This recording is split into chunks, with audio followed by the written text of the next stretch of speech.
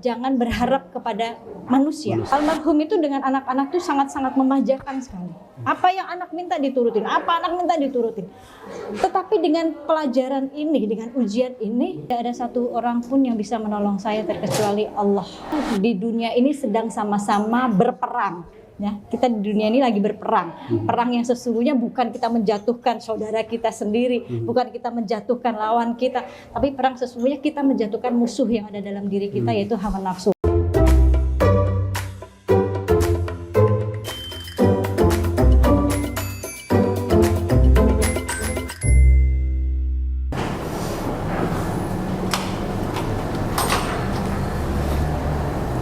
Assalamualaikum warahmatullahi wabarakatuh. Sahabat Bang Zul, saat ini cerita Bang Zul, kita berada di sebuah coffee shop namanya A5 Coffee. Pemiliknya adalah seorang Wonder Woman solehah. Beliau adalah istri dari almarhum Ustadz guru kita Jeffrey Al-Bukhari. Mari kita gali keberhasilan beliau dalam mengarungi kehidupan ini sebagai seorang Wonder Woman. Baik, kita temui beliau.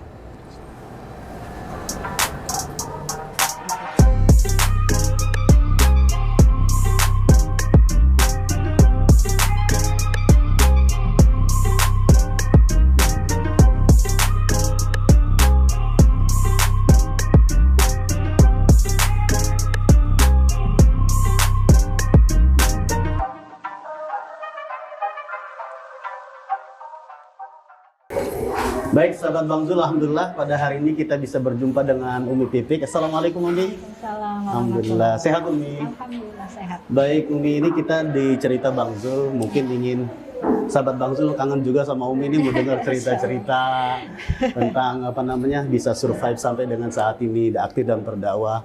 Mungkin bisa cerita sedikit Umi tentang kegiatan Umi pertama tentang dakwah mungkin? Ya, assalamualaikum semuanya, pemirsa yang dirahmati oleh Allah. Kalau dibilang dakwah sih belum ya Ustadz ya. Alhamdulillah. Karena dakwahin diri sendiri juga susah gitu. Tapi lebih kepada apa ya? Memberikan semangat saja kepada sahabat-sahabat ya, kepada saudara seiman. Bagaimana kita bisa kuat karena kita punya Allah yang Maha Kuat. Subhanallah, karena Allah ya. Semuanya karena Allah. Karena manusia itu la haula wala quwwata. Manusia nggak punya daya upaya apapun, jadi kekuatan itu Allah yang Maha menguatkan kita. Baik, ini kita tahu bahwa dalam kehidupan ini kan banyak ujian yang kita hadapi karena orang yang beriman pasti akan diuji oleh Allah Subhanahu wa taala. Jadi kita tahu bahwa Umi juga banyak sekali ujian-ujian dalam kehidupan ini ya Umi ya. Pernah ada kebakaran setelah ditinggal almarhum guru kita juga, kemudian juga sampai dengan saat ini bahkan sudah mulai merintis bisnis nih Umi ya. Bisa diceritakan bagaimana bisa survive dalam kehidupan ini Umi, apalagi pandemi 19 ini. Mungkin buat sahabat Bang Zul yang ingin belajar ini. Ini mungkin ujian, kalau pandemi ujian kita semua ya. Iya, itu. Ada hikmah sebenarnya kalau kita berbicara soal pandemi ini, ada hikmah dari Allah atas ujian pandemi ini, bahwa sejatinya kita manusia ini nggak bisa apa-apa dan nggak punya apa-apa gitu. Akhirnya kita dikembalikan lagi kepada yang menciptakan kita kan gitu ya.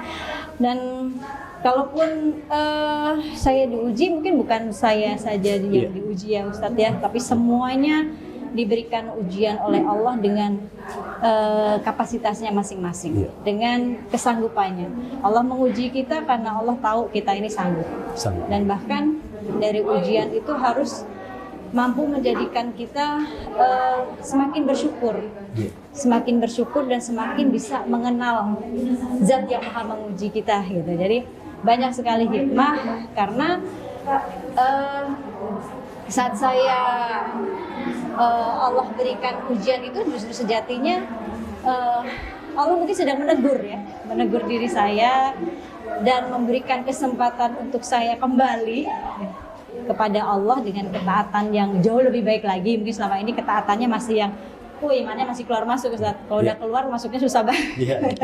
Jadi saya meyakini bahwa saya itu apa ya? Ya memang titik balik diri saya itu saat kebakaran rumah ya. Kalau mungkin saat Allah ambil beliau ya, almarhum Ustadz Jeffrey Al-Bukhari, saya pikir ya saat itu mungkin manusiawi lah ya, sedih. Semua juga hampir sama kalau kehilangan pasti gitu. Lalu setelah itu baru kehilangan ayah saya juga. Dan akhirnya saya menyadari bahwa semua akan mati. Ya, semua akan kembali kepada Allah. Semua milik Allah dan semua akan merasakan kematian seperti apa. Dari di situ saya mulai sadar bahwa saya pun juga akan mati. Tapi bagaimana titik balik itu saat saya kehilangan yang mungkin karena masih tinggal di dunia ya, jadi kehilangan harta, kehilangan rumah yang mungkin menjadi tempat ibadah saya dengan anak-anak, tempat yang satu-satunya saya berkumpul dengan anak-anak.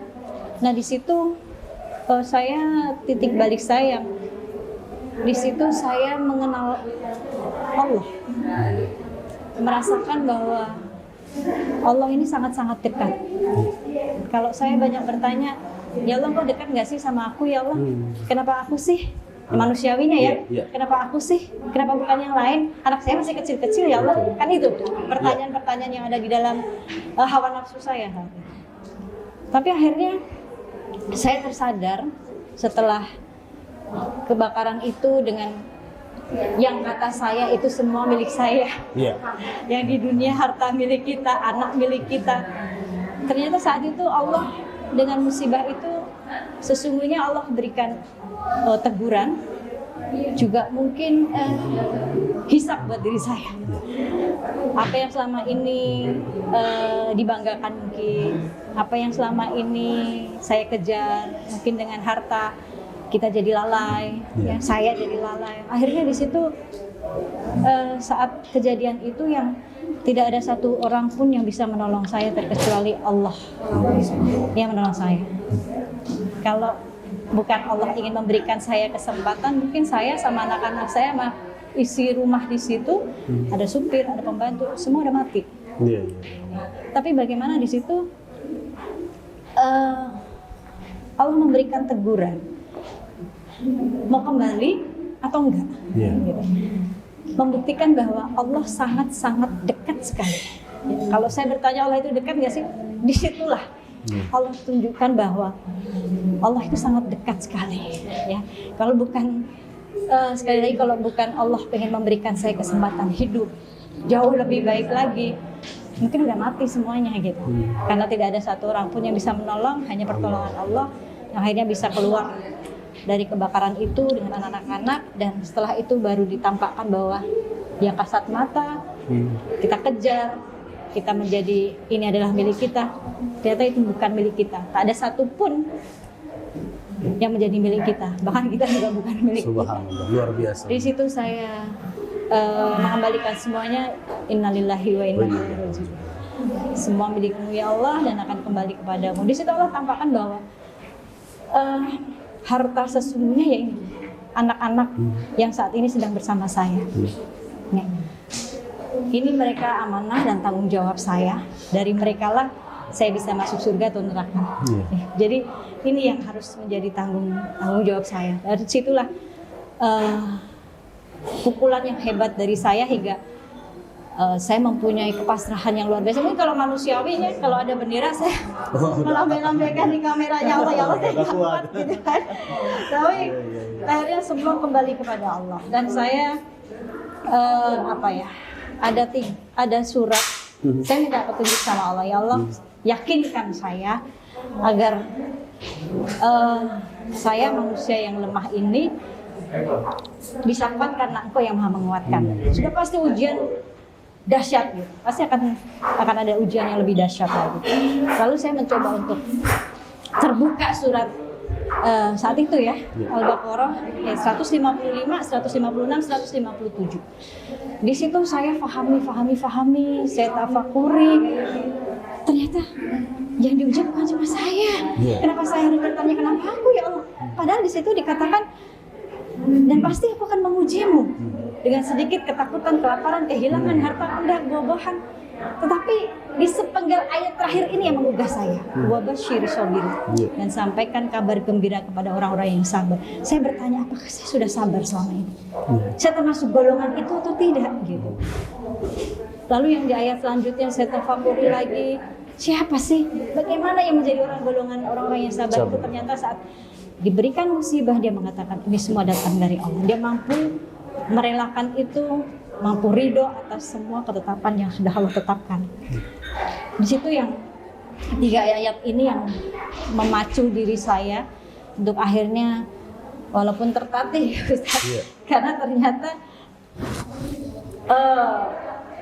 diputar itu betul-betul berapa, udah hampir 180 derajat sendiri ya, dari yang ada jadi tidak ada, dari yang sampai akhirnya zero man, saya hanya la ilaha illallah, hanya itu saja, karena betul-betul yang nggak punya harta, hanya pakaian yang saya pakai saja saat itu, semua habis, semua yang saya kumpulkan habis semua, tak ada harta tersisa sama sekali, bahkan uang saja tidak punya, karena semua terbakar. Surat-surat berharga terbakar. Disitulah saya benar-benar kembali kepada Allah yang, ya Allah saya fakir nih, ya Allah saya nggak punya apa-apa nih, nggak mungkin setelah ini Engkau nggak akan berikan hadiah buat saya. Itu yang saya kejar hingga saya akhirnya ya udah tawakal aja.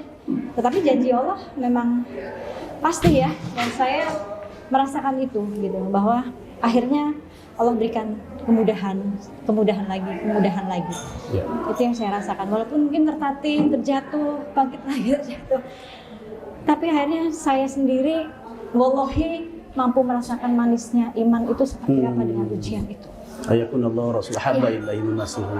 Baik Umi, ketika sedang terpuruk tadi kan pasti karena kesendirian Umi ya, agak kesulitan juga untuk mendidik dan membesarkan anak-anak itu menjadi single parent.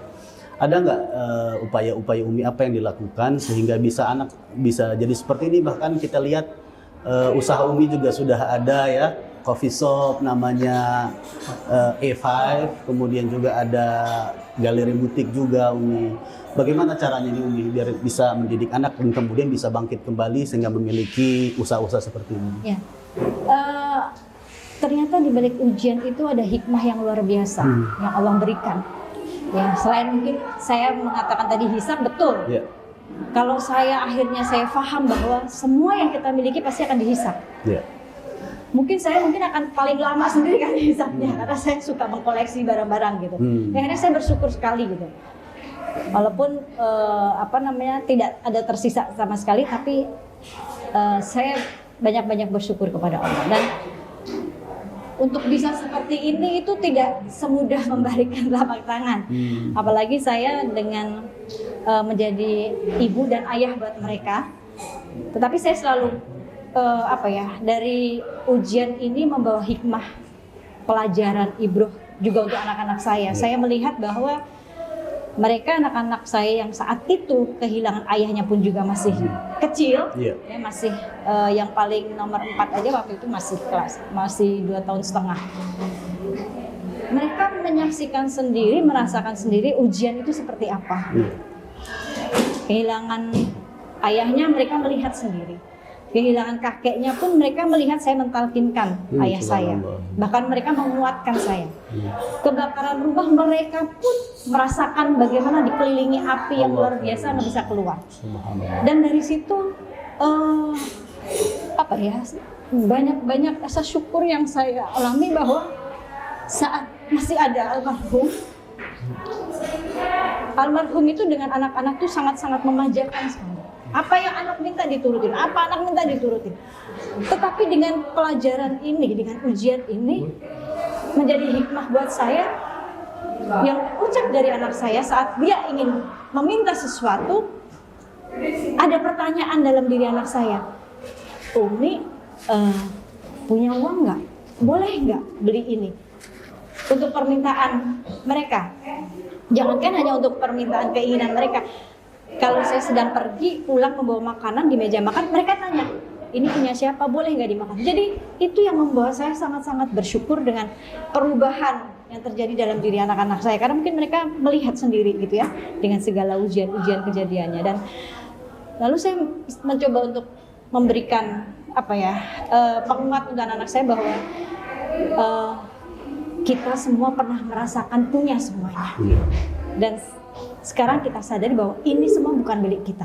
Umi kamu bukan milik kamu, milik Allah. Kapanpun Allah akan ambil pun kalian harus siap. Kalian juga bukan milik Umi. Saat ini Allah kasih kesempatan untuk kita masih sama-sama dengan kejadian kebakaran itu. Tapi bisa saja kita semua meninggal gitu ya. Jadi akhirnya saya coba menguatkan tauhid anak-anak saya, dan saya mengatakan bahwa kita masih punya tangan, punya kaki, punya akal dikasih Allah untuk berpikir, ikhtiar, ya, berjuang. Jangan berharap kepada manusia.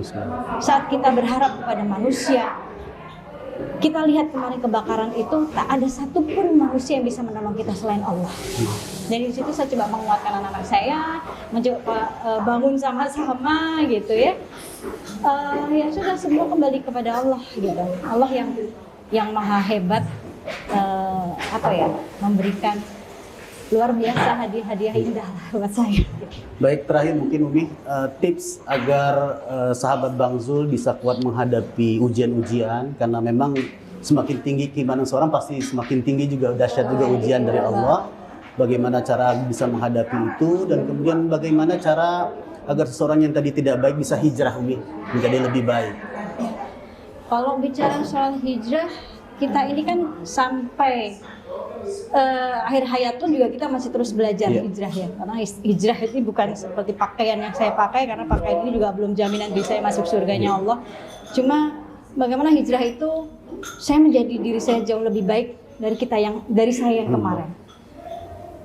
Meninggalkan sesuatu yang tidak disukai Allah, dibenci oleh Allah, dan menuju kepada yang diridhoi Allah. Dan ini yang hijrah ini perjuangan. Kita di dunia ini sedang sama-sama berperang. Ya, kita di dunia ini lagi berperang. Perang yang sesungguhnya bukan kita menjatuhkan saudara kita sendiri, bukan kita menjatuhkan lawan kita, tapi perang sesungguhnya kita menjatuhkan musuh yang ada dalam diri kita, yaitu hawa nafsu. Itu peperangan kita di dunia ini, dan kita sama-sama sedang berjuang semuanya. Apa yang kita perjuangkan? Ridhonya Allah. Hanya itu saja. Kalau yang kita cari cuma ridhonya Allah, insya Allah itu hidup itu akan nikmat, Ustaz. Akan nikmat sekali. Jadi saat kita berhijrah, hijrahlah karena Allah, cari ridhonya Allah. Jangan cari penilaian manusia itu, karena akan lelah kita cari penilaian manusia. Gitu. Baik, terima kasih Umi atas waktu yang sampai diberikan. Baik, sahabat Bang Zul, faman kanat hijratuhu ila Allah wa rasulih, fa hijratuhu ila Allah wa rasulih. Faman kanat hijratuhu ila dunya yusibuha. Barang siapa yang hijrahnya karena Allah dan Rasulnya, maka dia akan mendapatkan keridhaan Allah dan Rasulnya. Musibah akan semakin mendekatkan kita kepada Allah, karena bukti Allah cinta kepada kita, dan kita harus kuat, sabar, dan terus berikhtiar untuk menggapai keridhaan Allah Subhanahu wa taala. Terima kasih sahabat Bang Zul. Jangan lupa subscribe, like, komen, share, dan bunyikan lonceng. Semoga bermanfaat untuk kita semua. Akhirnya wallahu muwaffiq ila aqwamit thariq. Assalamualaikum warahmatullahi wabarakatuh. Waalaikumsalam. Baik, terima kasih Umi.